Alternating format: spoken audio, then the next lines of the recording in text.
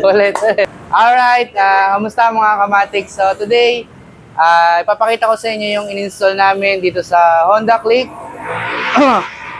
Inavail ni Sir via Salmon, isang set ng brake system for Honda Click version 2. So tara, papakita ko sa inyo isa-isa. Honda Click, sensya na mga boss at medyo nasasamid. Ayan, pakita ko sa inyo, Honda Click Game Changer version 2. Kinabit natin E3, E2 series, Brake Master.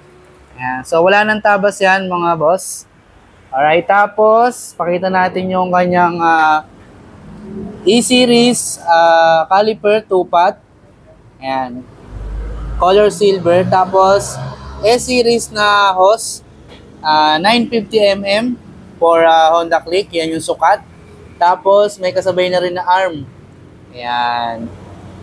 Okay, para mas makahinga yung hose. Tapos yung disc, ayan, existing na yan ni Sir. Yung bracket dito sa atin galing. Okay? Ayan. So sa mga gusto mag-avail or mag-avail ng via installment, PM lang po sa aming Facebook page, Ekamatic Motorworks. Thank you.